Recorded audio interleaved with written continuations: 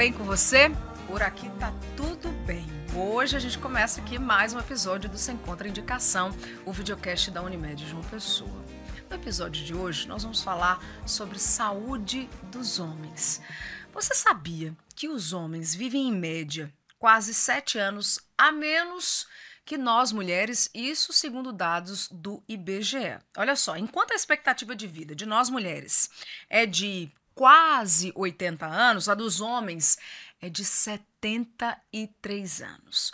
E um dos motivos, apontados aí para essa diferença é que o público masculino costuma, vamos dizer assim, dar menos atenção à saúde, e realiza menos consultas médicas, ou seja, vai menos aos consultórios, investiga menos, cuida menos da saúde.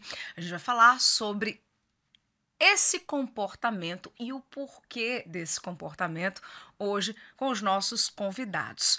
E olha, falando em saúde dos homens, a consulta médica é muito importante, inclusive na prevenção de doenças, entre elas o câncer de próstata, tá? E aí o Instituto Nacional do Câncer estima que esse ano quase 79 mil novos casos de câncer de próstata vão ser diagnosticados aqui no Brasil. E a boa notícia é que a cura pode chegar a 98% dos casos. Só que para isso depende aí de alguns fatores. E sendo um dos principais o diagnóstico no estágio inicial da doença. Bom, por isso que é importante a gente estar aqui e estimular você, homem, a cuidar da sua saúde, a buscar o seu médico, a ir na consulta médica, fazer os exames para investigar nesse sentido de prevenção.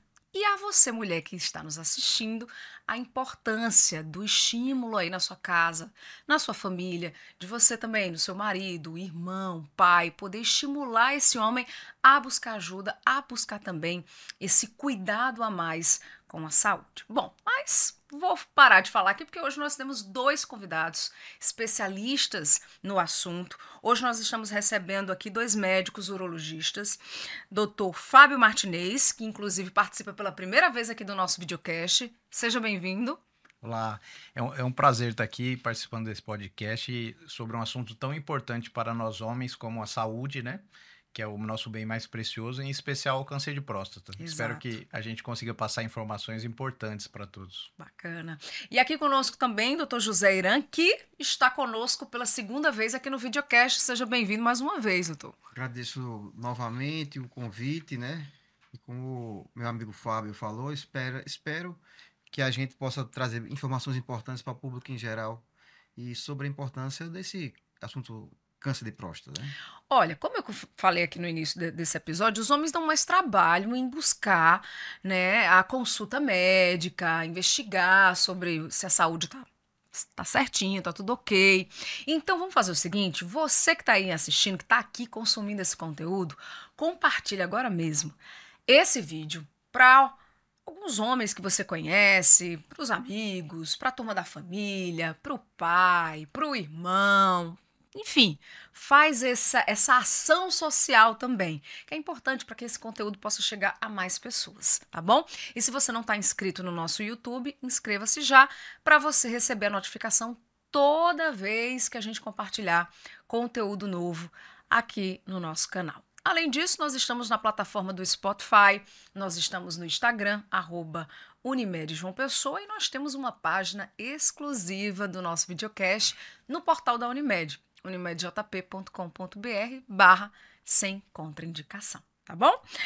Bem, vamos começar aqui a nossa conversa falando sobre a saúde do homem e essas questões culturais, Segundo a Sociedade Brasileira de Urologia, muitas vezes na consulta com o urologista, o homem inicia esses cuidados com a saúde. E aí eu lhe pergunto, doutor Fábio, a partir de qual idade o homem deve buscar a consulta com o urologista e com que regularidade para começar, para iniciar esse processo de cuidado com a saúde?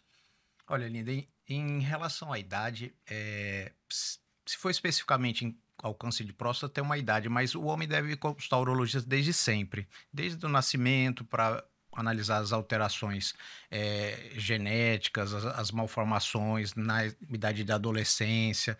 E durante toda a vida que o urologista seja o médico do homem, que ele possa dar orientações durante todo o seu percurso. Em relação específica ao câncer de próstata, a Sociedade Brasileira de Urologia ela recomenda que todos os homens a partir dos 50 anos façam o seu check-up prostático. Sendo que os que têm riscos, fatores de risco para a doença, cujos principais são a hereditariedade, que tem parentes, tipo pai e irmão que tem a doença, ou a raça negra, ou pacientes mais obesos, que eles comecem essa prevenção aos 45. Certo. Então, em relação ao câncer de próstata que a gente tem hoje pela Sociedade Brasileira de Urologia, é isso aí. Entendi. Agora, eu quero voltar aqui atrás.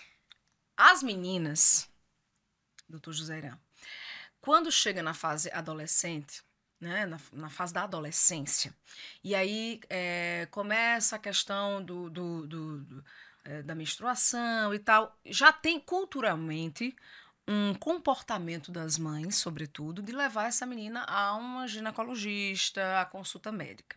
Mas ao que me parece, com os meninos isso não acontece com tanta frequência. E aí eu queria que o senhor trouxesse aqui essa informação para os pais que estão nos assistindo. Nesse período de adolescência, qual a idade que o pai deve levar o filho para ter a orientação, para ter os cuidados necessários com o urologista? Assim, infelizmente, ao contrário das meninas que vão procurar um atendimento ginecológico logo no início da sua vida, certa adolescência, os meninos não têm esse costume. Tá. Mas seria muito bom para a gente avaliar o crescimento desse jovem, se ele tem um crescimento normal dos caracteres sexuais, secundários, se ele tem alguma doença que passe despercebido, como varicocele, que é a principal causa de infertilidade no homem, se ele tem alguma alteração, como uma nodulação no testículo que pode causar um câncer de testículo. Mas eu acho que a partir do momento que a mídia, as redes sociais começarem a dar um pouco mais de importância a esse assunto, a gente vai ter uma procura maior. Mas a realidade é que no nosso consultório, infelizmente, a gente atende pouco jovem, certo, para fazer um acompanhamento de saúde normal. E aí eu lhe pergunto, ainda falando sobre essa questão cultural, doutor José Irã, por trás dessa resistência dos homens de buscar ajuda médica, ou de investigar, ou de fazer seus exames preventivos, tem essa questão cultural, inclusive ultrapassada, viu? Se você que está aí assistindo pensa dessa forma, pelo amor de Deus, vamos mudar aí esse pensamento. Porque muitos acham que é sinal de fraqueza, porque não, é sinal que minha virilidade não está tão... E isso é um pensamento totalmente equivocado, né? Com a disseminação das redes sociais, da mídia, isso realmente acabou ajudando muito para o homem procurar a gente. Certo. Não só em relação à prevenção, na verdade o termo correto não é prevenção, é rastreamento, uma detecção precoce do câncer de próstata, que a gente não pode prevenir. Tá. Né? O ideal é a gente fazer o rastreamento para detectar numa idade mais jovem o câncer no início. Mas com a atualização da informação à população em geral, a gente está notando que o idoso, o homem mais velho, ele está começando realmente a procurar mais, comparado como era no passado. Em relação até o toque prostático também, isso acabou sendo mais aceito em relação a eles, e eles fazem uma avaliação mais adequada hoje em dia. Doutor Fábio, sobre saúde masculina, qual o mito assim, que o senhor gostaria de desmentir, de desmistificar aqui no nosso videocast? De saúde masculina. Assim, é dizer que o homem não é super-homem, né? Acho que o homem ele acha que ele nunca adoece, que ele é o provedor, ele nunca pode adoecer, nunca pode falhar. Isso é um mito. O homem, na realidade, procurar uma ajuda não é se sentir diminuído, né? Tem uma coisa interessante, um dado interessante em relação à questão anterior. 80% das mulheres, elas procuram o médico espontaneamente, sabe? E o homem, esse número é só 20%. Nossa! E desses 20%, 70% desses 20%, eles vão levados ou pela esposa, ou por um amigo, ou por algum familiar. Então, o homem tem uma certa resistência. Então, o principal mito é esse. Eu acho que a busca pela saúde não diminui em nada a masculinidade. Pois é, isso é bom a gente frisar bastante nesse videocast aqui, porque infelizmente ainda é algo muito presente. Bom, agora entrando bem, vamos nos aprofundar na questão do câncer de próstata, tá? E aí, para a gente começar a falar sobre o câncer de próstata, queria falar sobre a função da próstata, né? Doutor José Irã, qual é a função da próstata? O que é exatamente? E o que é esse câncer de próstata? A próstata, ela é uma glândula que está bem junto à nossa bexiga, na base da bexiga. E por dentro dela passa a uretra, e quando a gente vai fazer a micção, vai urinar, a urina passa por dentro da próstata. E ela produz algumas substâncias que vão nutrir o espermatozoide. E faz parte do líquido seminal. Então, assim, a próstata realmente ela é bem importante para manutenção desse espermatozoide, né? Que nós homens produzimos. E a genética, como o doutor Fábio estava falando, pesa muito. Em relação ao câncer? Sim. Isso, Só que acontece, a próstata, como ela é o principal, na verdade, o câncer de próstata, ele acontece, é o principal câncer depois dos 50 anos. E o problema do câncer de próstata é que na maioria dos pacientes, ele aparece de uma forma assintomática. O paciente não vai ter sintomas obstrutivos, por exemplo. Urinários. Muitas vezes, o paciente chega para me procurar, doutor Irã, eu estou com alteração no meu trato digestivo, no meu trato intestinal. Não, o problema de próstata é que ele vai causar sintomas obstrutivos na parte urinária. E 70% dos cânceres de próstata estão localizados na zona periférica, ou seja, daqui que ele vai crescer para obstruir, para levar um sintoma obstrutivo, ele está numa fase mais avançada. Por isso que o rastreamento, a detecção precoce, ela deve ser feita anualmente pelo homem, porque o câncer de próstata é silencioso. Aí onde mora o perigo. É verdade que os homens negros e com histórico familiar estão mais susceptíveis a desenvolver o câncer de próstata? Isso é uma realidade. Estatisticamente, a raça negra ela tem, inclusive, quando diagnosticado, os cânceres são mais agressivos. Nós não sabemos por quê, talvez por algum motivo genético, mas tem essa característica. E por isso eles fazem parte do grupo de risco para o câncer. Então eles devem começar o seu check-up não aos 50, mas aos 45 anos. Ô, doutor Fábio, quais são os primeiros sinais assim que o corpo, de repente, pode dar, né? É verdade que, por exemplo, no estágio inicial a doença não apresenta qualquer sintoma. E aí a importância dessa investigação. Isso é um dos tópicos mais importantes em relação ao check-up prostático, que o doutor Irã também falou, a ausência de sintomas na fase inicial. Por isso que a gente não deve se balizar pelos sintomas para fazer o nosso check-up. O check-up deve seguir a idade, não os sintomas, né? E numa fase mais adiantada, o câncer de próstata ele pode obstruir para urinar, causando jato fraco, interrompido, culminando até numa retenção urinária, que é a privação da urina. Pode causar sangramentos para urinar, dores ósseas, emagrecimento. Então, são sintomas de doenças já avançadas, onde a gente não consegue uma cura, mas também tem tratamento. Já que um dos principais avanços da urologia são tanto nas técnicas cirúrgicas como das medicações. Doutor José Irã, como é que funciona o exame do PSA e quando ele deve ser feito? O PSA, o que é preconizado pela Sociedade Brasileira de Urologia, é que todo homem deve fazer o PSA associado com toque prostático. Certo. Porque a gente aumenta a detecção desse câncer de próstata. Por coincidência, hoje, eu examinei um paciente que ele tinha poucos sintomas, certo, mas eu fiz o exame do toque e detectei um nódulo sólido, certo, na próstata dele, encaminhei para biópsia. Mas deve ser sempre feito o PSA associado com o exame do toque para a gente aumentar a acurácia da detecção precoce do câncer de próstata. Se o PSA tiver alterado, sugerindo que tem um câncer de próstata, ou se o toque prostático mostrar uma alteração como um nódulo, aí esse paciente tem que ser encaminhado para fazer uma biópsia de próstata. Eu acredito que essa questão do toque, né, ele é um assunto assim, é uma parte do assunto muito delicada para quem está nos acompanhando, os homens que estão acompanhando aqui esse conteúdo. E aí eu queria aprofundar um pouco mais nesse quesito. E aí eu queria saber de vocês, né? O exame de toque retal, como o senhor acabou de falar, ainda é necessário. Existe alguma outra alternativa? Ou houve alguma atualização do protocolo, algo nesse sentido, ou não? Tem. Tá. Assim, hoje apareceu uma ressonância, o papel da ressonância. Certo.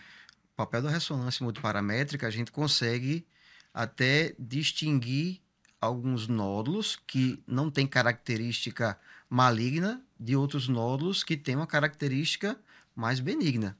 E a gente pode, por exemplo, evitar uma biópsia desnecessária em um paciente que tem um PSA um pouco elevado ou um nódulo, por exemplo, no exame prostático. Uhum. Então, a ressonância ele é um exame que veio para ajudar a gente, realmente, na detecção precoce desse câncer de próstata. Uhum. Doutor Fábio, uma coisa que eu gosto sempre de lembrar, sim. 25% dos cânceres de próstata, eles aparecem com PSA normal. Então, se nós fizermos só o PSA, nós vamos deixar de diagnosticar esses pacientes numa fase inicial. Claro que o diagnóstico vai vir numa fase tardia, mas que não é bom, não é o que a gente quer. A gente quer o diagnóstico precoce para que a gente consiga curar esses pacientes. E outro detalhe é que a ressonância é um excelente meio até de investigação, só que é impraticável de fazer de uma forma ampla. Ficaria os custos muito altos para fazer de uma forma ampla. Então, nós temos o toque retal, que é barato, quer dizer, um exame indolor, rápido, barato e que não tira a masculinidade de ninguém. E faz parte do exame físico do urologista. Então, com ele, a gente consegue, fazendo PSA e toque retal, nós conseguimos uma acurácia de 95% de diagnóstico, caso o paciente apresente a doença. O senhor falou que é um exame rápido. Dura quanto tempo? 3 segundos. 3 segundos, certo. No máximo. É bom a gente desmistificar isso, porque de repente tem algum homem que ainda não fez, que já está aí na idade, como o senhor estava, né, trazendo aqui a informação, 45 para quem tem casos, né, pais, irmãos, 50 para os homens em geral. Então, de repente, tem alguém aqui que está ali se preparando, criando aquela coragem, né, para poder fazer. E é importante. Olha, uma coisa que eu acho que o doutor Zé também vai concordar comigo, o paciente chega para fazer o exame pela primeira vez, ele chega muito tenso, muito nervoso. E quando ele faz, uma grande parte fala, era isso que eu tinha medo. Olha só. Não é verdade? É desse jeito. Homens, o exame é rápido e indolor. Olha aí. Tá vendo? Não tenho medo. É bom a gente frisar bastante isso. Bom, vamos falar sobre tratamentos, tá bem? E aí eu queria começar reforçando aqui que eu disse no comecinho do episódio de hoje, né? Se o câncer de próstata é descoberto cedo, as chances de cura podem chegar a 98%. É isso mesmo, doutor Fábio? Exatamente. O objetivo do urologista é chegar que todos tenham um diagnóstico precoce, porque a gente vai conseguir tratar com efetividade e oferecer uma cura 90% até 98% se for numa fase inicial.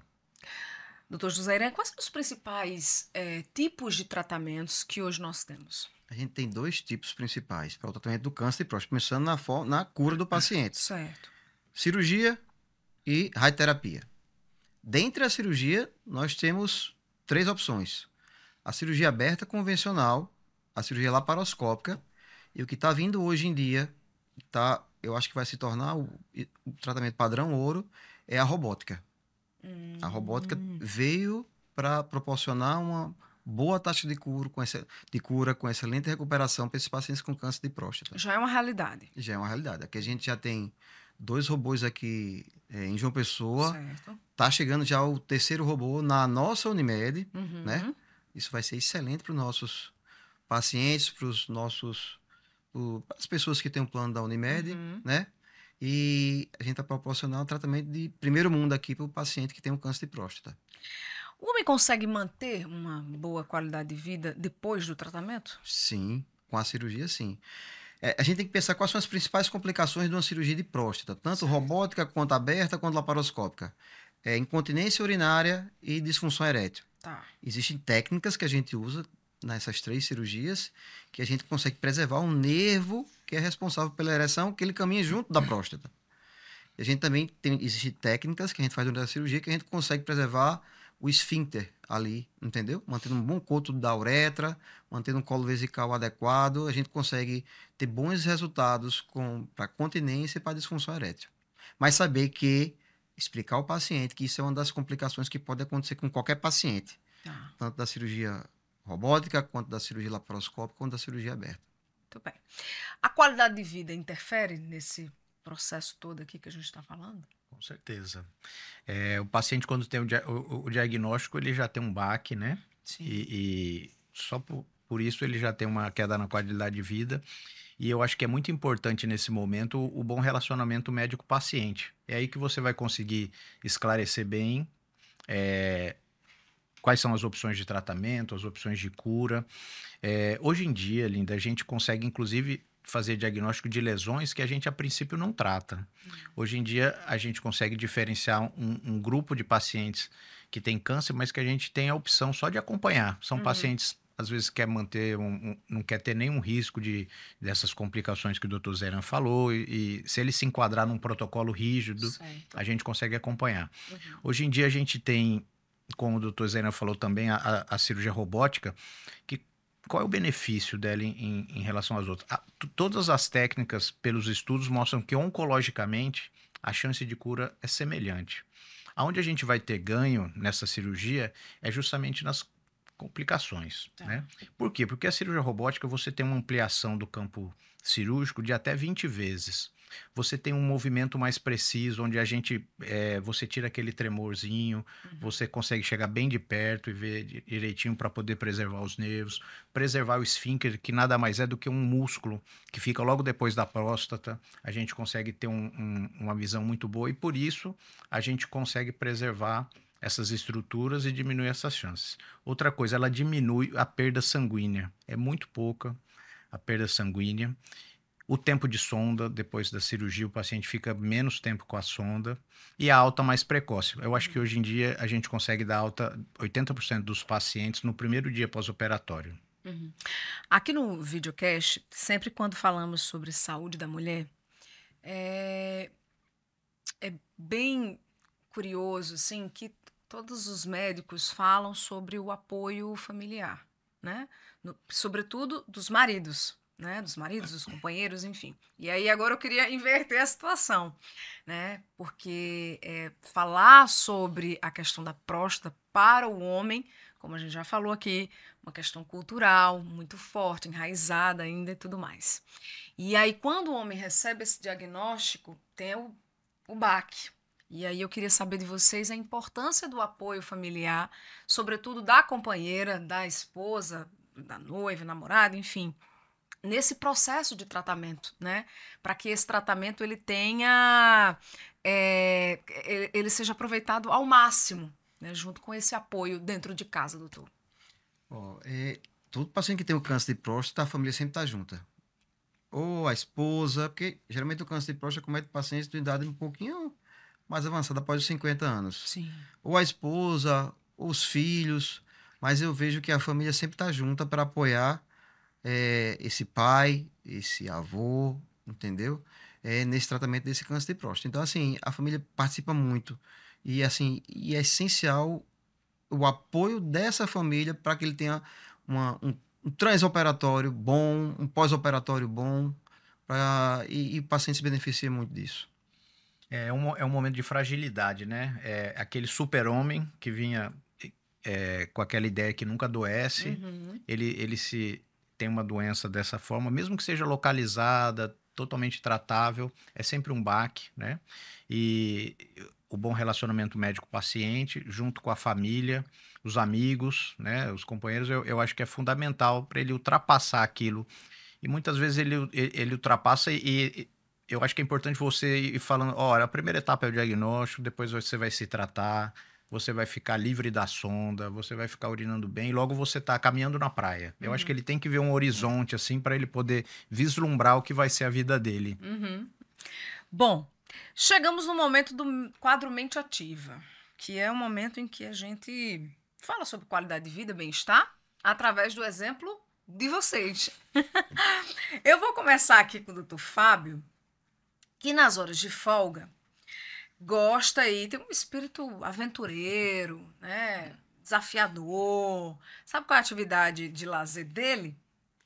Passeios 4x4. Olha aqui na foto. Me conte aí, doutor Fábio, onde é que o senhor costuma fazer aí esses passeios? Na praia, é isso? Exato, o principal local é praia. É muito bacana, eu Como acho é que surgiu isso, esse gosto, né, pela atividade? Olha, surgiu na pandemia, onde a gente precisava sair e não podia muita interação, aí cada Sim. família ia no seu carro e podia curtir. Então, a gente começou a fazer Poxa. e hoje eu gosto bastante. E um dos lugares mais lindos que eu já fui foi para os Lençóis Maranhenses. Quem não conhece, eu recomendo. Um lugar lindo do Brasil. Quantos quilômetros o senhor já rodou aí num desses passeios? O máximo que já fez? 3, 4 mil quilômetros. Meu Deus do céu. E são sempre em grupo? Grupo, sempre Ou em já, grupo. já se aventurou sozinho? Não tenho coragem ainda, não. Eu sou amador ainda, eu vou com quem tem mais experiência. Agora me conta uma curiosidade que eu tenho. Qual o objetivo assim, do passeio 4x4? É esse contato com a natureza? Essa coisa de desbravar caminhos? Na realidade, é o contato com a natureza e com a família, né?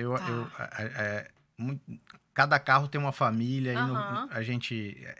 Cada carro vai com um rádio amador, né? E a gente vai se comunicando e depois se confraterniza. Então, e ver lugares lindos, né? Eu acho que é bem legal quem tem vontade de conhecer, eu super recomendo. Agora, aqui a gente tá vendo muita trilha assim na areia. O senhor só fez na areia ou tem outros caminhos aí mais... Não, já fiz em zona rural, em Já. barro, mas eu prefiro na areia. Olha aí, essa aí não é areia. Essa aí foi aonde? Bananeiras. Ah, que legal. E a turma, todo mundo fardado, todo mundo, né? Exatamente. É preciso ter preparo para fazer um passeio desse? É preciso conhecer um pouquinho do funcionamento do 4x4 para você sair de algumas ocasiões, mas é sempre bom você estar com gente mais experiente que vai dar as dicas e tal. Eu fiz um curso, eu acho que eu recomendo antes. Entendi. E aí tá a família toda? São, apresente aí. Minha filha, minha esposa, meu filho e eu. Ah, e eles gostam também, todo mundo gosta. Adoram. Qual a melhor experiência, assim, que o senhor já fez? Lençóis Maranhenses. Realmente foi a melhor experiência. Foi. Legal, bacana. Olha aí. Diferente, viu? Agora vamos ao doutor José Irã. Ele já esteve aqui conosco, né? Em outra oportunidade. Ele já contou pra gente que faz musculação, faz também natação e que já foi triatleta. Então a gente vai aqui atualizar como estão os treinos do Dr. José Irã de musculação. Hoje eu só faço musculação e natação, porque acabei tendo... Só? Né? Assim, eu só faço musculação e natação. Poxa, porque a vida da gente é corrida, mas não é como... Mas, porque eu tive um problema no quadril, tive chikungunya, aí que estou impossibilitado de correr. Entendi. Chikungunya me detonou. Uhum. Mas isso aí é quando eu era triatleta e cheguei a fazer um Ironman completo. Um Ironman? Quanto tempo? A prova inteira? Eu comecei às 6 horas da manhã, acabei de 6h30 da noite. Meu Deus. Olha, gente, é o seguinte. Essa é uma das provas... Nessa fase eu era atleta mesmo. De longa distância, né, de triatlo de longa distância, mais desafiadoras e também prestigiadas do mundo, detalhe. E aí consiste em 3 modalidades, natação, ciclismo e a corrida. Como ele falou, começou 12 horas e 38 minutos. Foi o meu tempo. Qual foi o ano? 2016. 2016, eram bons tempos. Eram quase 4 quilômetros de natação, era 180 de bicicleta, 180 quilômetros, e uma maratona com 42 quilômetros no final. Gente, eu já tô cansada. Nessa época, olha o magrinho aí, ó, Fabinho. Poxa vida, viu? Tava pesando 15 quilos a menos do que eu tô hoje em dia. E aí hoje eu treino musculação e natação. Porque eu não posso mais correr, infelizmente. Eu gostava muito nessa época, sem barriga, tá vendo, Fabinho? Hoje em dia eu tenho uma barriguinha. E treina quantas vezes na semana, doutor José? 4. 4 vezes. Bom, hein? na medida do possível que a gente pode, né, Fabinho? Exatamente. Porque às vezes a gente vai treinar e a nossa rotina, a agenda não permite. Às vezes uma cirurgia se prolonga, Sim. o atendimento se prolonga, às vezes a gente não consegue treinar. Mas na medida sempre que eu posso, eu treino. E o quanto essa atividade física lhe ajuda, assim, na rotina, Em no dia a dia? tudo, pra gente, até pra disposição, pra gente trabalhar, pra você acordar, pra você... Por exemplo, na época que eu fui sedentário, a gente não tem energia pra nada. Sim. Mas depois que faz atividade física, a energia aparece e você continua. Serve pra... excelente, excelente. Muito bem. E olha, já que a gente está falando, né, de qualidade de vida, de estilo de vida e tudo mais, já eu trago aqui uma dica, inclusive muito importante, desse mês, né, corrida da Unimed João Pessoa. Mas já a gente toca nesse assunto, porque ainda nessa edição aqui do nosso videocast, eu quero também falar sobre essa questão do estilo de vida, que é importantíssimo para a saúde como um todo, né? Mas antes, eu queria falar um pouco mais sobre doenças mais comuns e prevenção também na saúde dos homens no modo geral, né? E aí eu queria saber o seguinte, além do câncer de próstata, doutor José Irã, quais são as doenças mais comuns que acometem o homem? Ó, partindo do meu consultório, o que eu atendo mais, Tá. né? Eu atendo muito paciente com cálculo renal, com cólica renal. Então, isso faz parte tanto do meu consultório quanto do de Fabinho, né? A gente tem muito paciente com cálculo renal. A gente trata cálculo renal. E para muitos dos telespectadores, entendeu? O cálculo renal, a gente também atende homem e mulher. Não achem que que o urologista atende só homem, não. A gente atende homem e mulher. 20% e 30% da nossa clientela, dos nossos pacientes, são mulheres. Porque mulher não tem cálculo renal, mulher não tem infecção urinária, a gente trata também. Então, pacientes, homens com infecções sexualmente transmissíveis, a gente atende.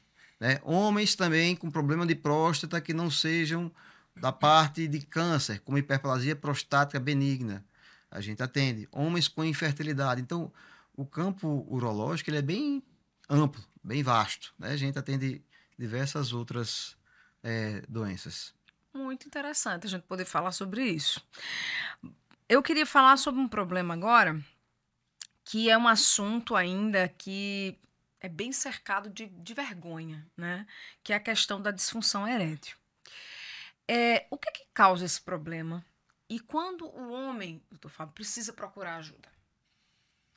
Então, a disfunção erétil, ela é um problema que foi piorando no homem moderno, né? Porque ela é uma entidade que ela tem várias causas, tanto orgânicas como psicológicas. Então, o estresse, ele entra sempre como ou como um desencadeador, ou como uma causa principal. Sim. E ele entra também a parte hormonal, o hormônio masculino é o que dá a libido, é o que dá o bem-estar, é o que faz tudo. As drogas, muitas drogas, elas são causadoras de... drogas que eu falo, medicamentos. Sim. Medicamentos, principalmente para hipertensão. Drogas mesmo ilícitas também podem causar, né? E também uma causa hoje bem frequente é nos pacientes que se trataram do câncer de próstata. Tanto cirurgicamente, como com radioterapia, como com hormonioterapia, também pode desenvolver a doença. Então, o homem deve procurar o urologista no primeiro sinal, para que isso não se avolume, isso não se torne pior do que realmente é. E hoje em dia o tratamento... tem vários tipos de tratamento e a gente consegue com eficácia resolver esse problema. Então tem bons resultados aí. Bons resultados. Tá, entendi. Doutor José Irã, o senhor falou aí sobre infecções sexualmente transmissíveis, né?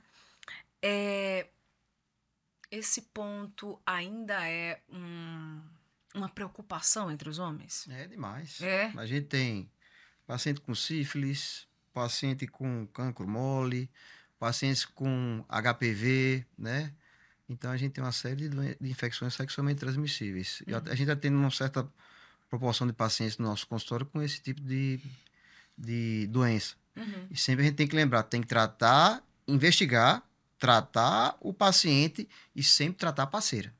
Não adianta você só tratar o homem, porque ele já pode ter contaminado a parceira e vice-versa, e aquela doença vai se perpetuar. Tem que fazer uma investigação e tratar o casal. E como é que esse homem ele pode cuidar melhor da sua saúde íntima e ter uma vida sexual mais saudável? Primeiro, usar preservativo. Então, se ele tiver uma relação sexual com uma parceira que conheceu há pouco tempo, usar preservativo.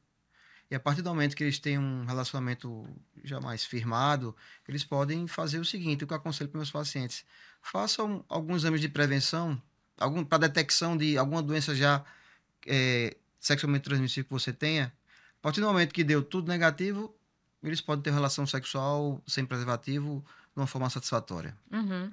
A gente conversou aqui algumas vezes no episódio de hoje sobre a questão cultural dos homens. E por esse motivo que muitos tendem a esconder sintomas, e sintomas, por exemplo, como a depressão, como a ansiedade, que muitas vezes podem, inclusive, vir após algumas deficiências já, né, na questão do corpo, na questão motora.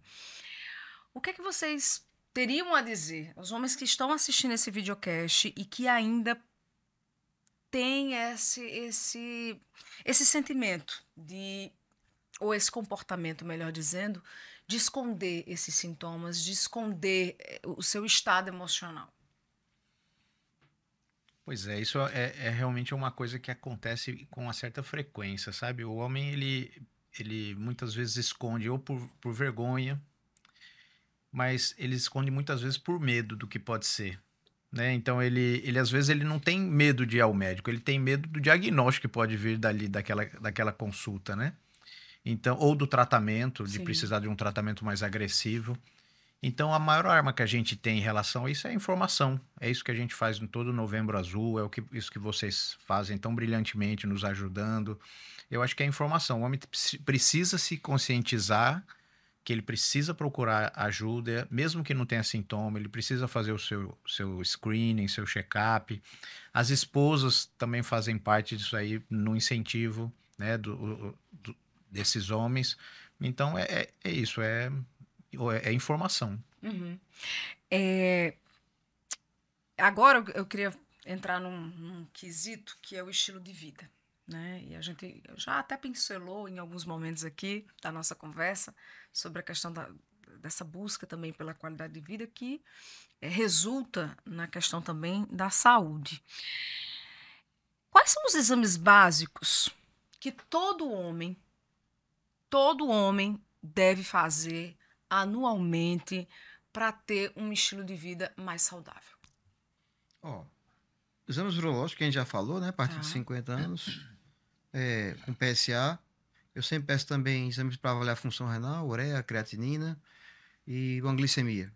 Também explicar ao homem, certo, ao paciente, que também ele deve procurar fazer uma avaliação cardiológica anualmente, a partir de uma certa idade. Também é importante para avaliar se ele tem alguma doença que mereça algum tratamento. E o paciente tem que ter um estilo de vida adequado, com uma boa parte nutricional, fazendo atividade física regular, que isso vai diminuir o estresse e acaba prolongando, né, o tempo de vida daquela pessoa. Essa atividade física regular seria quantas vezes na semana? Olha, mais ou menos entre 3 e 4 vezes por semana, para proporcionar. Mesmo que ele não tenha tempo de fazer uma musculação, ele faça uma caminhada, pelo menos 30 minutos durante o dia. Sim. Entendeu? Ele tem que se manter ativo. Os estudos mostram realmente que há uma redução da mortalidade comparado com aquele indivíduo que é sedentário, que não se alimenta adequado, consome muito açúcar, muita gordura, né? Então, ele tem que se manter ativo. A questão do descanso, doutor Fábio, do sono, quanto que esses dois quesitos são importantes nesse processo também, né, da qualidade de vida? Totalmente. O sono é muito individual, mas uma média de 6 a 8 horas, cada pessoa tem as suas horas de sono adequadas, porque é durante o sono que você, além do descanso, você produz a testosterona, o pico dela é justamente pela manhã, né, depois de uma hora de sono, é ali que ele diminui o estresse, é muito importante o sono. Mas eu queria chamar a atenção numa coisa que eu estava lendo, o hábito de vida saudável, ele diminui em 30% a chance de você ter um câncer, Isso. né? E A indústria farmacêutica gasta milhões para descobrir uma droga que diminui 5%, 10%. A gente tem uma coisa barata, que lhe faz bem e que diminui 30% a chance de você adoecer. Então, eu acho que a gente tem que lançar mão dessa arma, né? O estilo de vida é fundamental aí. A questão do consumo de álcool, cigarro, quais são os riscos para a saúde do homem que acaba consumindo esses produtos, enfim, de uma forma assim muito intensa? Tudo em excesso faz mal, principalmente essas substâncias. O cigarro, por exemplo, ele tem um aumento da incidência, né, de câncer de pulmão, mas também tem um aumento da incidência de câncer de bexiga no homem. Olha só. Entendeu? Boca, né? É de boca, é de tudo. Cigarro é ruim para tudo. E muitos jovens estão pensando que hoje em dia aquele cigarro eletrônico diminui esse risco. Não, na verdade, não. Tem alguns estudos já mostrando que é pior o cigarro eletrônico do que o cigarro normal. Entendeu? O álcool também tem um risco de cirrose. Esse paciente pode evoluir depois com câncer de fígado, né? Então, assim, mas ele pode ter a sua ingestão de álcool no fim de semana, de uma forma recreativa, moderada, mas tudo em excesso a gente deve evitar. Mas cigarro, eu condeno totalmente. Eu acho que a pessoa deve parar totalmente de fumar um cigarro. Muito bem. Bom, só para a gente fazer aqui um resumão do que a gente conversou. Vamos lá. Exames. Primeiro, adolescente. Quem tem filho em casa, adolescente, levar ao urologista a partir de quantos anos, doutor Fábio? Eu acho que desde criança, né? Tá. Para ver as malformações. Aí, adolescente, uma coisa que eu gostaria de frisar bem é a vacina do HPV. Né? A vacina do HPV é gratuita, né? Certo. A partir dos 9 aos 13 anos, mais ou menos, deve iniciar, antes de iniciar a atividade sexual. E ela previne, além do vírus do HPV, previne o câncer de pênis e o câncer de colo. Então, é mais um ato de prevenção de câncer que é a vacina do HPV. Então, eu acho que deve ser levado quando na adolescência para ver os caracteres secundários, ver como é que está o amadurecimento hormonal. E quando jovem, eu acho que periodicamente deve ir. É isso que eu falei, acho que o urologista ele deve ser o médico do homem. Né? E através dele você vai fazer os exames necessários e, se for necessário, você pedir a avaliação de algum outro colega. Mas eu acho que em toda a faixa etária, toda a idade do homem, ele deve procurar periodicamente o urologista. Com relação ao rastreamento do câncer de próstata, doutor Joseiran, com quantos anos fazer? Isso, homens, não esqueçam. A partir dos 50 anos, todo homem. Tá. E mais cedo, a partir dos 45, o negro, e se tiver algum parente de primeiro grau, um pai ou irmão com câncer de próstata. Para os homens que estão nos assistindo, não tem muito tempo, trabalho o dia todo, enfim, aquela rotina. Como adequar essa rotina para ter hábitos saudáveis? Eu acho que ele primeiro precisa ter o hábito saudável e o resto da rotina se encaixa depois, né? Eu acho que a prioridade dele deve ser isso, porque isso é o que vai dar energia para ele fazer o resto. Então, infelizmente, precisa achar um momento que ele possa dedicar ao hábito saudável, à atividade física e hábitos alimentares tem que ser prioridade também, tem que ser realmente uma mudança de hábito de vida. Entendi. Aproveitando, falando sobre hábitos saudáveis e estilo de vida, para convidar você, homem, e você também, mulher, que está aí assistindo o nosso videocast, a participar da segunda edição da corrida da Unimed João Pessoa. Dia 30 de novembro, estaremos juntos mais um ano. O ano passado, a edição 2024 foi um sucesso e esse ano promete ser ainda melhor. Com vários percursos, nós temos aí 5 e 10 quilômetros e tem também o percurso Kids, para justamente fazer com que a criançada também participe desse momento que estimula a prática de atividade física, estimula o contato com a natureza, porque vai ser na orla aqui de João Pessoa, uma das mais bonitas do Brasil, não é? E estimula também essa confraternização com a família inteira. Então, se você ainda não fez sua inscrição, acesse o nosso portal unimedjp.com.br. Lá tem um banner da corrida, você clica no banner e vai ter acesso à página com todas as informações que você precisa ter, inclusive para fazer a sua inscrição, tá bom? Dia 30 de novembro já está chegando, você é o nosso grande convidado, nossa grande convidada a participar desse momento tão importante, quem sabe aí desenvolver esse gosto pela corrida de rua, tá bom? Mais uma edição e a gente espera aí a sua participação, também estão convidados, tá? A participar. Estaremos lá. Vamos lá. Bom, estamos chegando ao fim desse episódio e antes de, enfim, encerrar e agradecer, eu queria deixar aqui o espaço aberto para vocês, para que nesse momento ou trouxesse alguma informação que, enfim, vocês gostariam de frisar, ou até mesmo para puxar a orelha dos homens que estão nos assistindo. Então, fiquem à vontade para essa mensagem final. Doutor Fábio. A mensagem final é que a gente chama a atenção da saúde masculina no novembro, mas essa atenção deve ser o ano todo, né? Que o ano todo os homens se cuidem, se conscientizem da importância do cuidado, que eles mudem seus hábitos de vida e que eles pensem como é que eu quero estar daqui 5, 10, 20 anos. Como eles estarão nessa época vai depender do que estão fazendo hoje. Então que a gente consiga ser porta-voz de uma mudança realmente e que eles se conscientizem. Muito bem. Homens se cuidem, né? Vamos prestar atenção realmente no Novembro Azul, mas como o Fabinho falou, o cuidado deve ser ao longo do ano todo. Vamos fazer o exame de rastreamento precoce do câncer de próstata com o exame do PSA e o toque. Aqueles que ainda não queiram o toque prostático, façam pelo menos o PSA. Entendeu? Então, aqueles que não...